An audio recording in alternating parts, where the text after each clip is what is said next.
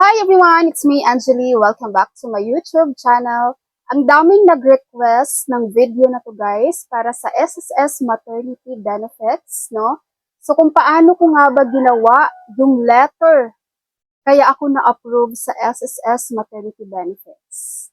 So ang letter na yon ay share ko po ng buo dito sa video guys, kaya panoorin nyo to, no? Huwag niyo skip ang video para maintindihan nyo.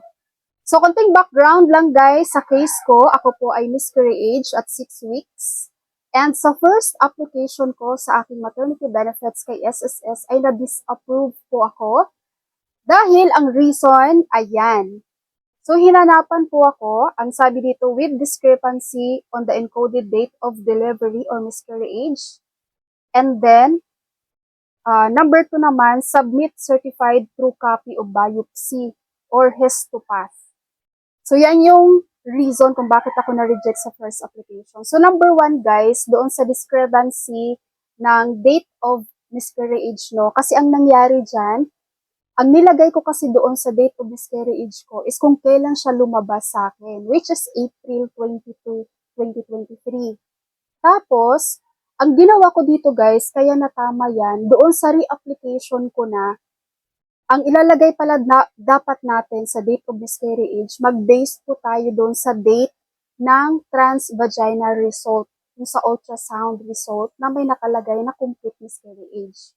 So, yun ang date na ilalagay natin, guys. So, hindi pala doon sa date kung kailan siya lumabas sa atin. So, number 2 naman, guys, na hiningi sa akin, yung biopsy or histopath, which is wala rin ako dahil hindi po ako naraspa. And ang advice sa akin kasi ni OB ko noon is hayaan lang siyang lumabas. And then, nung lumabas yun sa akin guys, tinapon ko lang din. Hindi ko siya dinala sa clinic, kaya wala akong histopath or biopsy na hinahanap ni SSS sa akin dyan. Kaya yan yung reason guys, gumawa ko ng explanation letter. At yun ang aking isa-share sa inyo ngayon. So, di ba sa SSS, kapag mag-submit ka na ng maternity application, makikita mo tong meron kang button doon kung saan ka magsasubmit ng proof of pregnancy and another button naman kung saan ka magsasubmit ng mga documents ng proof of termination of pregnancy. So, dalawang file yan. Okay? So, after ko ma-receive yung disapproval notice ng aking SSS maternity kay SSS, gumawa ako ng explanation letter. Okay? Bago ako mag-reapply, explanation letter muna yung ginawa ko. So, ito guys, ito yung file ko ng proof of pregnancy. Okay? So, sa proof of pregnancy, nilagay ko agad sa pinakaunang page ko yung letter kasi gusto ko, pag i-open ni SSS yung file ko, yung letter ko agad yung mabasa niya. Para pag nabasa niya yung letter ko, alam niya na yung background sa nangyari dun sa case ko, sa aking pregnancy. Diba? So, ito sa letter, kung makikita nyo, napaka-simple lang nito guys, pero detailed talaga siya. And hindi ako nag-i-English. Taglish ang ginamit ko dito, dahil hindi naman tayo magaling sa English, at para mas maintindihan din ni SSS. No? Makikita nyo dito, to SSS, and then date, and then to whom it may concern. So, nilagay ko dito, on February 26, 2023, I am positive on pregnancy test. See attached picture. Okay, pag sinabi kong see attached picture, nandito na yan sa sunod ng letter. So, ito na yung proof ko ng aking pregnancy test. Walang pirma ni OB yan guys, as in picture lang yan ng PT ko. Okay, so next, on March 4, 2023, I had my beta HCG and confirmed that I am positive on pregnancy. See attached result. So, may documents na naman ako as proof, diba? So, after ng picture ko ng TT, sumunod naman ang aking result sa beta HCG. Kung mapapansin niyo yung file ko guys, napaka ayos niya, no? Hindi malilito ang magbabasa. Okay? Next naman, on April 1, 2023, I had my first transvaginal ultrasound. I am confirmed pregnant for 6 weeks and 0 days. See attached transv result. Oh, meron na naman akong proof na may documents ako dyan. At ayan na siya, ang aking first trans V noong ako'y pregnant. Okay? So, next naman, on April 12, 2023, I experienced spotting. Immediately, I was rushed to hospital. And as per my OB-GYN, no heartbeat, and there is suboptimal growth. The embryo stopped developing, and it's considered as miscarriage. See attached result. So, meron na naman akong proof. May documents na naman ako para dyan. Okay, so, dito mo rin siya makikita, guys. So, bawat sasabihin mo sa letter, make sure na meron kang proof, may documents ka na ma-provide.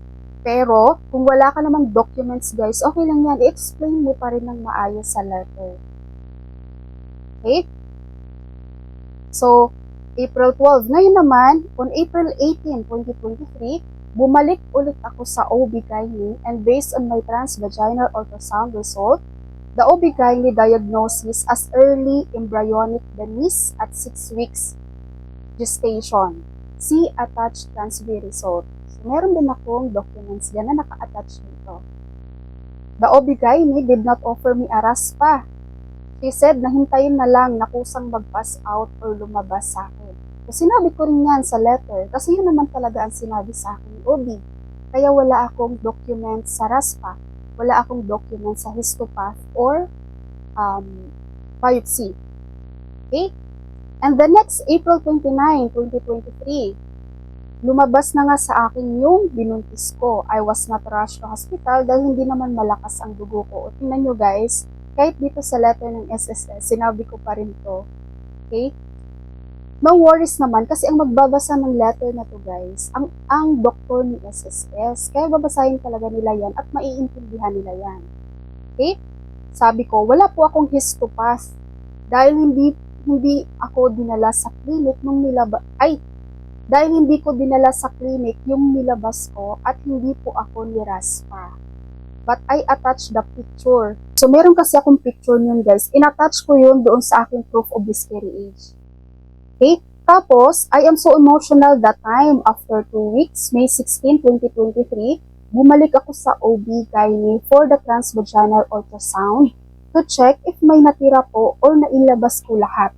As per my OB, nailabas ko lahat and malinis sa matris ko. See transfer result and medical certificate. So, itong sa transfer result and medical certificate, guys, yun yung may nakalagay na na-complete miscarriage. At, in-attach ko to doon sa aking proof of miscarriage. Okay, so yan yung letter ko. Pwede nyo itong i-screenshot. Screenshot nyo itong letter ko, guys, at gayahin nyo na lang siya. Pero make sure, guys, sana yung nilagay nyo sa letter is detailed talaga siya para mas maintindihan ng doktor ng SSS. Okay, so yan ang aking document sa aking proof of pregnancy. So ngayon naman proceed tayo sa proof of miscarriage.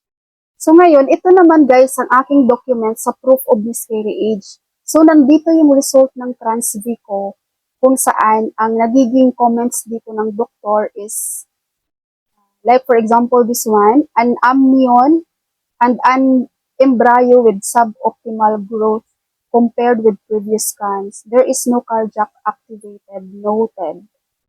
Okay? Ayan. So, nakalagay dito, pregnancy failure compatible with 6 weeks age. Ito na yung aking mga proof na miscarriage na talaga yung nangyari sa aking pregnancy. So, early embryonic demise, 6 weeks. Ang dami kong transv, no? Make sure ko kasi guys na ano. So, ito naman siya guys. Dito, in-attach ko dito yung lumabas sa akin. Yung picture na lumabas sa akin. So, ayoko lang masyadong ipakita, no? Basta, yun yung lumabas sa akin, pinicturan ko at nilagay ko rin siya dito sa aking proof of miscarriage. Tapos, ang pinaka-last ko na documents guys sa proof of miscarriage is yung aking medical certificate. Ayan. So, kung makikita nyo guys, nakalagay dyan, completed miscarriage. 6 to 7 weeks. Okay, so ito yung trans-V ko na completed miscarriage ang nakalagay. And kapag okay na yung mga documents nyo guys sa inyong proof of pregnancy and proof of miscarriage nyo, mag-re-apply lang kayo. Apply ulit kayo ng maternity benefits kay SSS. And ang ginawa ko nun guys, di ba dalawa yung nagiging comments doon sa first na rejection sa akin. So una, ang ginawa ko dun sa date, ulitin ko lang kung ano yung transfer result ko na may nakalagay na complete miscarriage, yun yung basihan ko. Yun yung date of miscarriage ko na nilagay. Hindi yung date na lumabas siya sa akin. Okay? Pangalawa, yung biopsy histopath explanation letter ang pinangtapat ko dun kay SSS dahil wala akong mga documents para dun. Tapos, nung nag-reapply na ako nun kay SSS, and ayun, approve na agad ako guys. Twice lang akong sumubok. Approve na agad ang aking maternity benefits. So, dahil miscarriage yun, anong miscarriage kasi is 60 days lang. So, ito lang yung nakukuha ko, 27,000. Alright, so sana po ay napaliwanag ko po sa inyo ng maayos. And yung letter, pwede nyo i-screenshot yun guys. And if you have any questions, just comment below. Huwag nyo kong i-message guys sa Facebook ko. Pag YouTube, YouTube lang po tayo para hindi po magulo, para hindi magulo sa akin kapag babalikan ko yung mga comments. Okay, sa YouTube lang po. Comment nyo lang kapag may tanong po kayo. Alright, so that's all for my video for today. Thank you so much for watching everyone. God bless you all.